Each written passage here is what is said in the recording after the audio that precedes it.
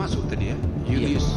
Majelis Kehormatan Mahkamah Konstitusi menjatuhkan sanksi pada Ketua MK Anwar Usman, yakni memberhentikan Anwar Usman sebagai Ketua MK, namun masih menjabat sebagai Hakim MK.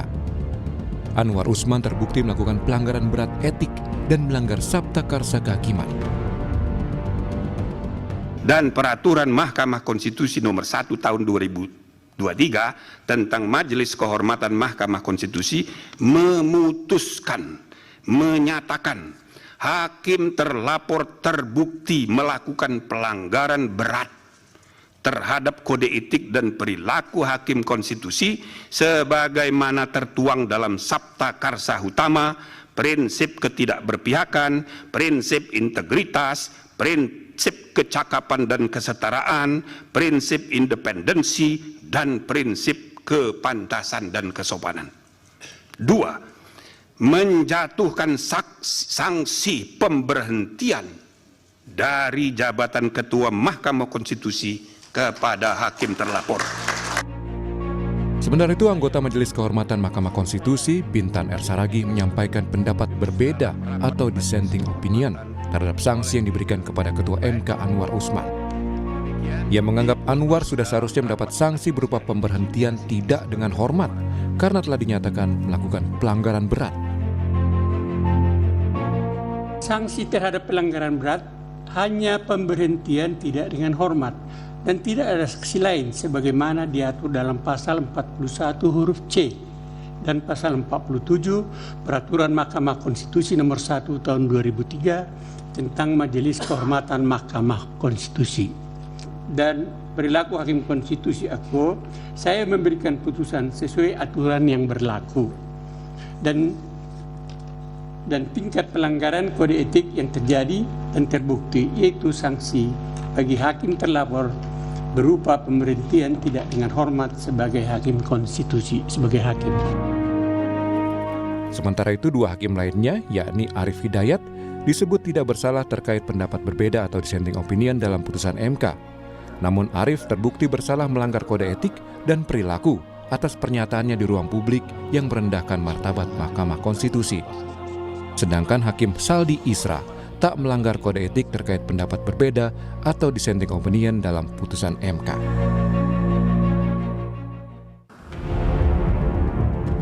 Meski Majelis Kehormatan MK telah memutuskan soal pelanggaran yang dilakukan pada Anwar Usman yang telah memutuskan soal batas usia Capres dan Cawapres di Pilpres 2024, sanksi MK-MK ini tidak berpengaruh terhadap proses pemilu dan paslon Capres dan Cawapres dalam tahapan pemilu. Hal ini disampaikan mantan Hakim MK Hamdan Zulfa usai persidangan yang digelar MK-MK. Hamdan menegaskan mengenai putusan MK soal batas usia Capres dan Cawapres tidak dapat diubah oleh MK-MK karena sifatnya sudah sah dan mengikat. Proses yang sudah berjalan tidak boleh berlaku surut. Jadi apapun putusannya kita juga nggak tahu. Mungkin juga tetap atau mungkin juga berubah, mungkin ditolak, mungkin juga dikabulkan, kita tidak tahu. Tapi ingin kami katakan bahwa putusan itu tidak berlaku surut. Jadi proses yang sudah berjalan tentu tidak terganggu secara formal hukum. Jadi masalah legitimasi, masalah apa lain lagi lah. Tapi formal hukum itu tetap berlaku ya. Oke ya, cukup ya. Terima kasih. Hari ini Mahkamah Konstitusi kembali akan menyidangkan lagi gugatan terkait batas usia Capres-Cawapres yang juga bertepatan dengan hari terakhir pengusulan bakal Capres-Cawapres pengganti ke KPU Republik Indonesia. Publik pun menanti apa putusan MK. Tim Liputan, Kompas TV.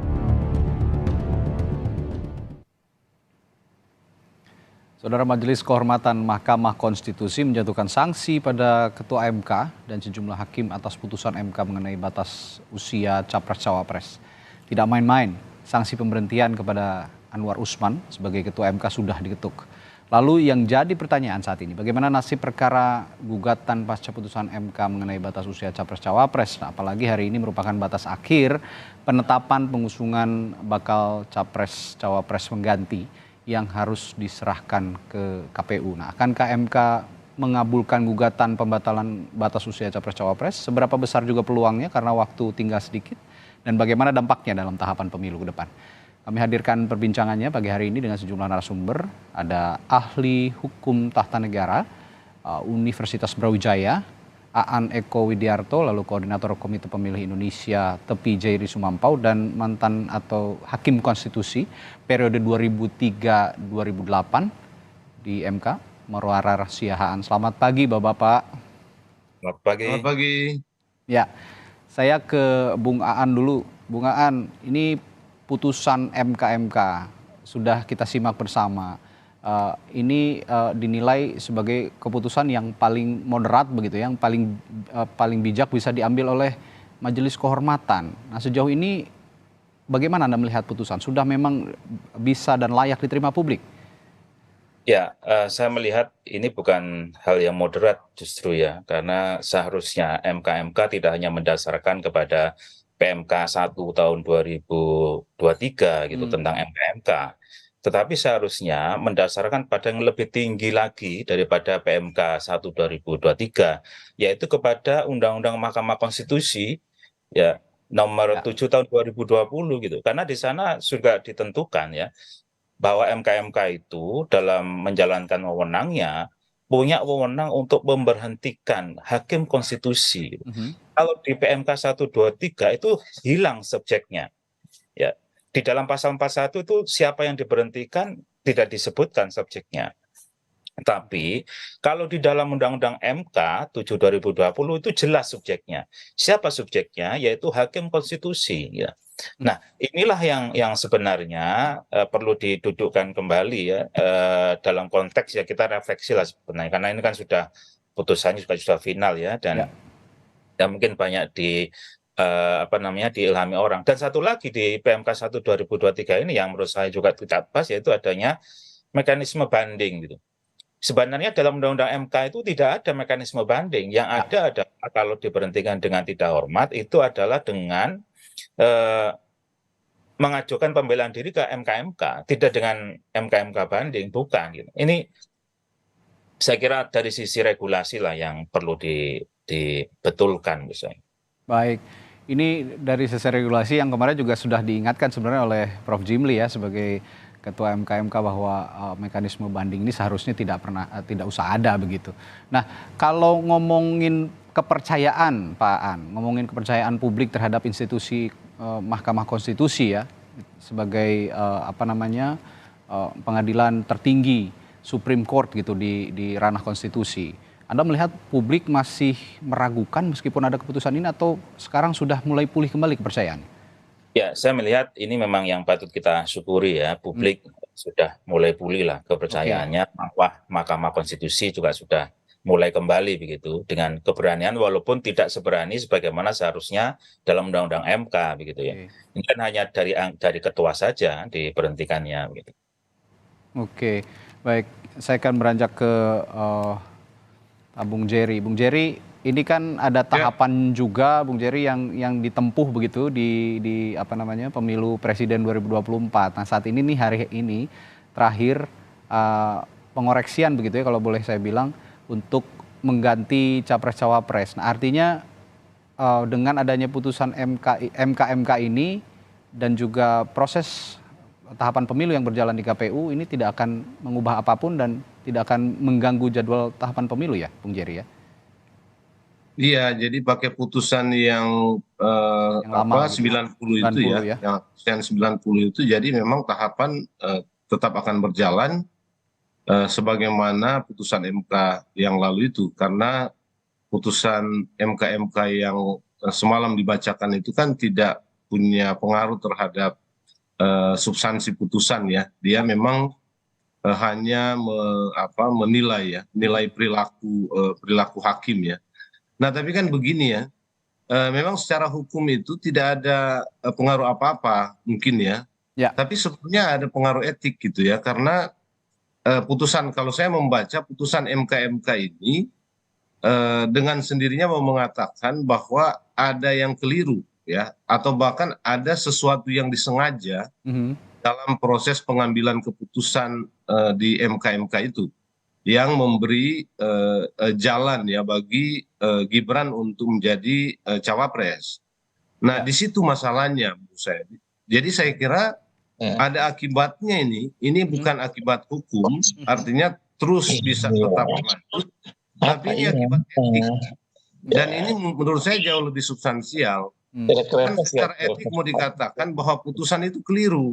Karena apa? Karena ada tindakan-tindakan kejahatan yang dilakukan oleh hakim MK, dalam hal ini ketua, untuk memuluskan sebuah keputusan yang memang diperuntukkan hanya kepada dimaksudkan hanya untuk memberi jawaban kepada Gibran untuk menjadi cawapres itu. Dan disitulah cacatnya keputusan keputusan 90 ini.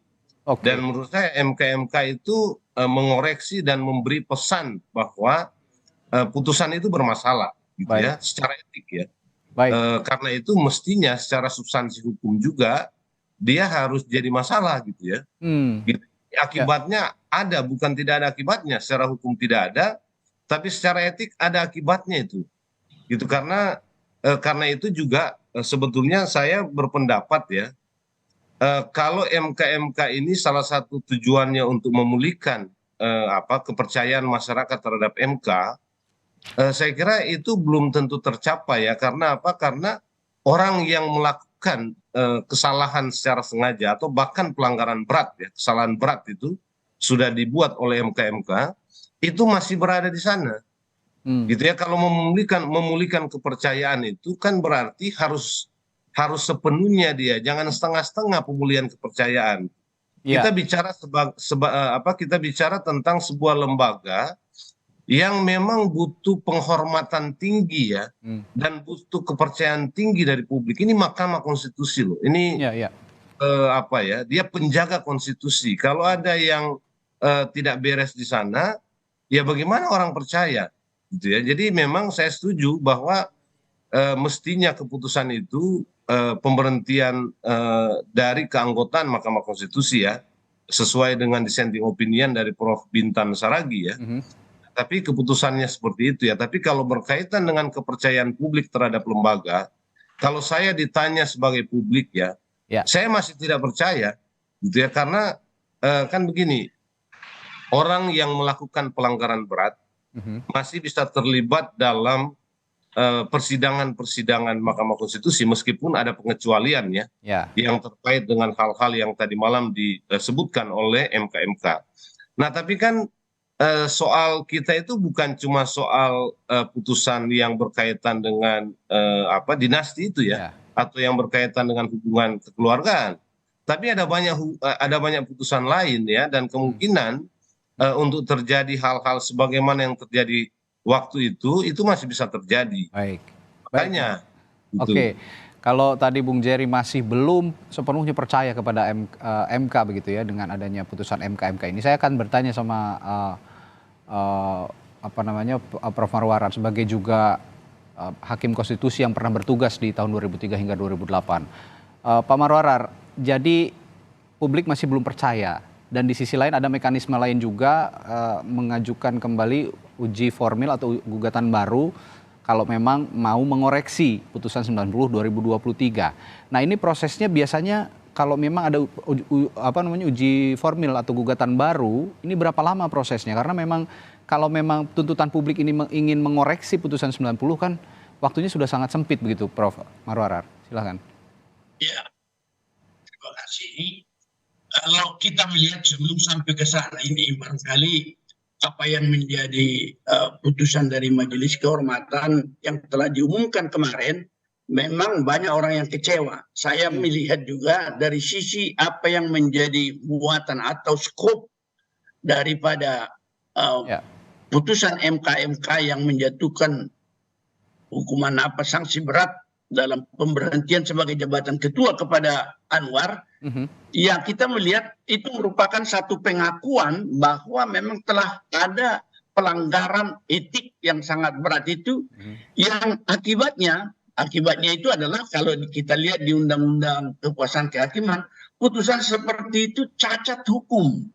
Cacat hukum itu artinya sebenarnya bisa kita katakan dia adalah suatu putusan yang meskipun ada karena karakter daripada peradilan konstitusi putusannya final, tetapi dia dikatakan non eksekutabil. Dia tidak bisa sebenarnya dilaksanakan itu seharusnya.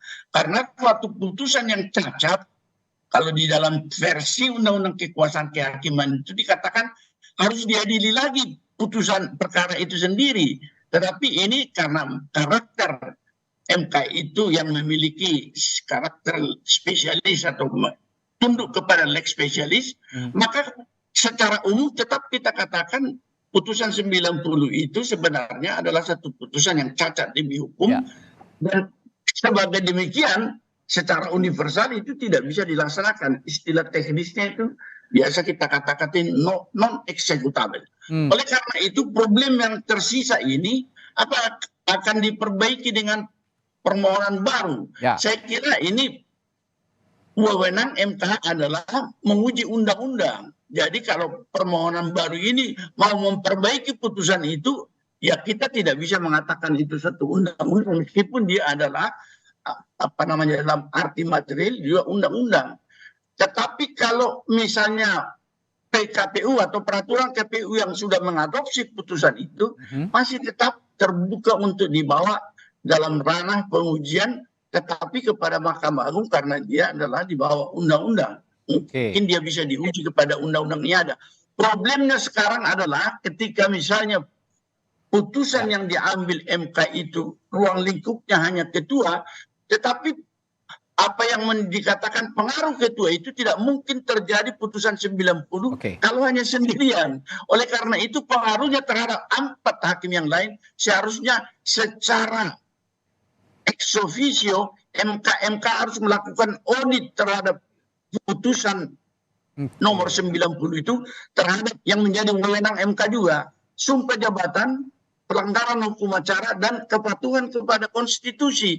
Jadi ini yang tidak dilakukan kemarin sehingga putusan yang berat hanya kepada ketua meskipun problematiknya. Kenapa dia diberhentikan hanya sebagai ketua? Mungkin ada problematiknya. Kalau ini menyangkut juga presiden yang akan mengeluarkan surat keputusan pemberhentian itu, dan pengantar daripada ketua MK yang dilihat akan membuat ini semua lambat.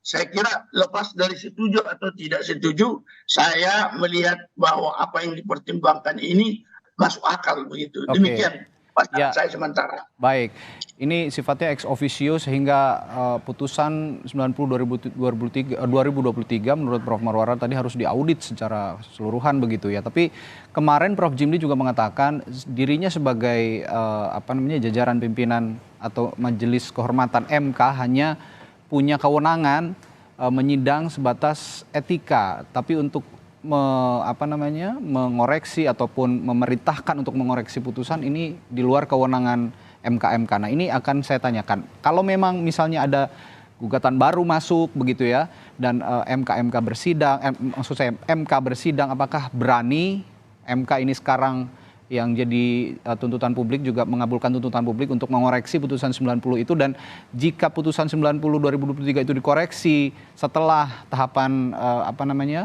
penggantian capres-cawapres ini berakhir, jika kemudian di depan sudah berjalan tahapan pemilu dan putusan itu muncul, apakah itu bisa memengaruhi juga di tengah jalan begitu proses pencalonan capres-cawapres? Saya akan tanyakan kepada sejumlah narasumber saya nanti setelah jeda di Sapa Indonesia Pagi. Tetaplah bersama kami. Masih bersama sejumlah narasumber saya, ada Hakim Konstitusi periode 2003-2008 Pak Marwara Siahaan, lalu ada juga ahli hukum tata negara Pak Aan Eko Widiarto, serta Koordinator Komite Pemilih atau TEPI Indonesia, Jerry Sumampau. Saya akan bertanya kembali ke Pak Aan. Pak Aan, tadi saya sebelum jeda sempat menyinggung soal gugatan baru atau uji formil yang baru yang masuk dan mungkin akan disidangkan juga oleh MK hari ini begitu. Nah ini biasanya prosesnya berapa lama secara formil gitu, dan apakah nanti jika memang putusannya itu, saya kalau melihat tidak mungkin juga ya diputuskan di hari ini juga gitu kan, pasti ada proses-proses yang harus ditempuh. Nah jika nanti ditempuh seiring waktu berjalan, proses pemilu juga sudah berjalan, pilpres sudah berjalan, di tengah jalan putus misalnya oleh MK bahwa mengoreksi putusan 90 dan akhirnya soal syarat batas usia capres-cawapres itu kembali dipulihkan di nomenklaturnya atau kalimatnya pada pernyataan yang sebelumnya ini apakah bisa mengganggu atau membatalkan pencalonan, Pak Aan? Ya, intinya sebenarnya bukan mengoreksi ya, tetapi yang ada itu adalah berubah pendirian nantinya. Oke. Kalau memang ada perubahan pendirian, kalau tetap pendiriannya berarti ya tidak ada perubahan sama sekali. Nah, pertanyaan berikutnya adalah apakah dari sisi waktu itu akan masih bisa ya secepat itu. Dalam sejarah kita sudah pernah mengalami bahwa MK itu memutus hanya dalam waktu 1 hari gitu, karena memang sangat urgensi. Waktu itu adalah soal KTP yang digunakan dalam pemilu. Gitu. Itu cukup sehari, dan persoalan harus ada keterangan pemerintah, harus keterangan DPR dan sebagainya itu fakultatif ya di dalam hukum acara MK. Sehingga ketika hakim yakin bahwasanya putusannya adalah seperti ini misal begitu, ya diputus hari ini pun nggak ada masalah. Nggak ada masalah ya? Nggak ada masalah. Oke, jadi itu menarik gitu. Oke, nah ini menarik betul, Bung Jerry. Kalau memang hari ini juga bersidang, tapi pertanyaannya berani apa enggak? Kira-kira begitu. Berani apa enggak nih? Kira-kira Pak Aan melihatnya para hakim MK yang ada sekarang, hakim konstitusi yang sekarang ada, berani apa tidak memutus hari ini? Mesti Prof Marwarar yang tahu. Atau mungkin ya Prof Marwarar yang sebagai hakim konstitusi, pernah menjabat sebagai hakim konstitusi di institusi MK begitu. Anda melihat para hakim konstitusi yang ada sekarang berani apa tidak memutus dalam waktu singkat? Ya kalau soal memutus waktu singkat sih boleh-boleh saja kan. Tapi kalau dia misalnya sepertinya kita ada anekdot dulu itu jurisprudensi siang malam, siang beda malam beda. Itu pasti mereka ada dalam suatu pergulatan pikiran yang berat lah. Hanya saja yang menjadi persoalan tadi, apakah yang diajukan perkara nomor 90 itu juga, atau ada perkara baru menguji perkara 90. Sehingga dari sisi kompetensi itu sama sekali hampir tidak mungkin lah. Kalau diuji pun ada permohonan baru, tetapi tentang pasal itu juga dengan maksud untuk memperbaiki, maka saya merasa itu hampir sesuatu yang akan tidak bisa berpengaruh lagi karena dia akan memiliki dampak ke depan atau akibat hukum ke depan. Tetapi persoalan apakah memang masih tidak bisa digugat ini keabsahan daripada Gibran. Seperti saya katakan tadi, putusan 90 itu yang sudah dideklarasikan MK melalui satu pelanggaran etik berat, yaitu konflik kepentingan itu cacat dengan sendirinya. Tetapi putusan yang cacat apakah akan dieksekusi? Kalau di pengadilan tidak ada satu putusan yang cacat boleh dieksekusi kan? Tetapi PKPU sudah terjadi, yaitu dimodifikasi atau diubah sesuai dengan putusan itu. Oleh karena itu yang menjadi soal sekarang, satu, akan tetap terbuka kemungkinan untuk menilai peraturan KPU yang mengadopsi putusan MK. Tetapi dampaknya itu menjadi pertimbangan. Apakah ini tinggal masalah legitimasi kah yang harus kita bedakan sekarang dengan masalah legalitasnya karena sudah selesai, tetapi tetap di dalam satu proses sengketa dalam proses pemilu, lepas daripada bagaimana melihatnya ini, orang atau rakyat masih bisa juga membawa itu sebagai satu sengketa proses terhadap Bawaslu. Kenapa? KPU langsung melaksanakan. Dan itu bisa dicoba, Bro. Sangat masih terbuka kemungkinan, tetapi ya kepastian hukum tentu menuntut kita melihat apakah legitimasi rakyat, legitimasi Gibran tergantung kepada rakyat atau masih kita gantungkan kepada putusan hakim. Ini menjadi pilihan yang harus kita tentukan lah sekarang. Baik. Ya, saya ada konstruksi yang agak berbeda. Baik, silakan Bung Aan. Ya, konstruksinya begini. Bukan mereview lagi perkara 90.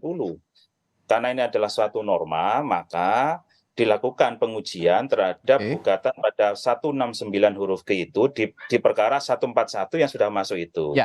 Dan ini tidak terkait dengan keabsahan 90 kalau saya, mohon maaf Pak. 169 itu apa ya Mas Aan? Pasal 169 huruf G ya. Itu usia itu. Usia.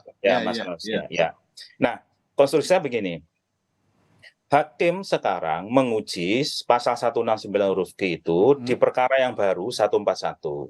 Sehingga final and binding-nya putusan 90 itu tidak lagi menjadi persoalan sehingga tidak melanggar pasal 24C ayat 1 Undang-Undang Dasar. Jadi final banding, apalagi kemarin juga disampaikan azas yang digunakan adalah azas res judicata veritate habetur. Jadi putusan itu harus dianggap benar. Ya, kita hormati itu biar nanti ke depan itu tidak terjadi bahwa putusan itu, putusan MK khususnya yang berbeda dengan di pasal 17 ayat 6 dan 7 Undang-Undang Kehakiman ya. Itu kan masih bisa direview lagi kalau itu. Karena memang di lingkungan MA ada tingkatan-tingkatan peradilan. Kalau di MK kan tidak ada. Betul. Sehingga kalau saya sih konstruksinya lebih baik. Kalau ini mau berbeda pendirian, ya putusan terhadap perkara 141 yang baru masuk itu segera diputus hari ini gitu. Perkara ke depan berlaku kan masih ada waktu sekarang tanggal 8 gitu. Saya kira itu kalau lebih cocok. Kira-kira kalau paham kalau itu diputus apa, kalau dikabulkan atau dikabulkan, kira-kira bagaimana kekuatan hukumnya terhadap semua proses yang sudah terjadi? Karena sudah berjalan begitu ya. Sebetulnya itu masalahnya, karena proses ini kan tahapan kan berjalan. Betul. Sebetulnya yang bisa menginterupsi proses itu kalau gugatan itu dilakukan di Bawaslu. Bawaslu, ya seperti yang Pak Marwar bilang tadi. Pak Marwar bilang, tapi kan itu memang harus ada pihak yang menggugat SK penetapan Gibran ya. Dan putusan MK ini sebetulnya bisa jadi bahan juga Bawaslu untuk menilai seberapa bisa ya putusan 90 itu dijadikan acuan berkaitan dengan persyaratan ya. Jadi kalau putusan Bawaslu ini kan menjadi semacam bukan semacam, ini namanya sengketa proses ya.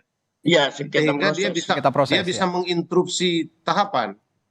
Jadi tahapan yang sedang berlangsung itu bisa diinterupsi dengan putusan Bawaslu. Cuma kalau lihat sekarang ini mungkin repot karena gugatan itu harus dimasukkan untuk SK ya, SK pengangkatan dari Gibran itu yang nanti akan dikeluarkan oleh SK penetapan ya. Bung Jerry, seberapa kuat putusan Bawaslu ini nantinya tapi dibandingkan jika kita berbicara soal putusan MK begitu? Lah kalau putusan kan gini, ada putusan MK 90, tapi ada putusan MK yang semalam dibacakan. Yang menurut saya dan Prof Marwara juga mengatakan ini sebenarnya secara etik cacat ini. Memang hukum formalnya tidak berubah. Ya, masih ada putusan 90 yang dijadikan acuan oleh KPU ya, tapi kalau gugatan itu disampaikan kepada Bawaslu, putusan Bawaslu itu akan mengikat tahapan juga. Dan mestinya Bawaslu itu bisa mengambil keputusan tidak semata-mata berdasarkan putusan 90, tapi bisa juga menjadi pertimbangan putusan MK ini yang secara substansial mengatakan ada kesalahan fundamental karena ini pelanggaran etik berat. Tapi kan memang secara kewenangan MK tidak bisa mengoreksi putusan. Betul, itu yang saya bilang tadi. Ya, tapi Bawaslu ini kan bekerja untuk pemilu sehingga kerangka pikirnya tidak mesti kerangka pikir hukum. Dia bisa sedikit lebih jauh ya. Dan kalau putusan Bawaslu terkait dengan sengketa proses itu bisa mengoreksi putusan KPU ya, keputusan KPU. Itu memang lebih kuat dan bisa lebih terjamin ya. Hanya memang persoalan kita adalah apakah Bawaslu, pertama apakah gugatan itu ada. Karena ini harus berdasarkan gugatan, sengketa proses. Berarti kejelian penggugat juga ya. Lalu yang kedua itu apakah Bawaslu berani juga ambil keputusan itu. Sama dengan pertanyaan tadi Prof Marwara kan dan Bapak Aan, apakah Bawaslu berani. Ini semua soal keberanian, karena ini melibatkan kekuatan-kekuatan politik besar kan gitu ya. Baik, nah pertanyaan saya berikutnya begini, ini diskusi kita pagi hari ini sepertinya kok banyak juga yang menganggap mengorek-ngorek lagi ya putusan 90 ini, jadinya banyak yang menganggap asal bukan Gibran gitu. Tapi pemahaman ini yang ingin kita luruskan pagi hari ini. Apa yang bisa Anda sampaikan? Saya akan ke Pak Aan dulu. Apa yang kita bisa sampaikan kepada publik soal pembicaraan kita pagi hari ini? Kita bukan bicara hanya Gibran saja, tapi punya makna yang cukup panjang ke depannya begitu ya, soal konstitusi di negara kita. Apa yang bisa Anda sampaikan? Ya, kebetulan dalam hal ini saya juga salah satu bagian dari pelapor gitu ya, yang gabung dalam 16 pengajar hukum tata negara gitu. Nah, yang menjadi posisi saya dan kami di pelapor itu kan kita bukan sebagai partisan. Kami ini adalah para pengajar yang dari sisi hukum tata negara melihat bahwasanya Mahkamah Konstitusi sebagai pelaku kehakiman, salah satu di samping Mahkamah Agung, marwahnya untuk mengawal konstitusi sebagai the guardian and interpreter of constitution itu harus dijaga. Dijaga oleh perbuatan-perbuatan yang tercela. Jangan sampai hakim-hakim MK yang hanya berjumlah 9 orang, yang punya kewenangan sangat besar bisa sampai membatalkan undang-undang, itu tercoreng oleh hakim MK, satu, yang tidak berintegritas. Yang kedua, yang tidak adil. Nah, inilah yang harus dijaga betul. Kami tidak ada persoalan dengan siapa calonnya, tapi tidak persoalan dengan siapa nanti akan menang. Tidak. Tapi Mahkamah Konstitusi ini yang harus dijaga. Jangan sampai hakim yang tercela, hakim yang mudah diintervensi. Dan sekarang kan akhirnya terungkap bahwa yang seharusnya hakim itu kolektif kolegial di Mahkamah Konstitusi itu ternyata bersifat patron and client. Tidak ada yang berani kepada pimpinan karena ewo pakewo, kan begitu.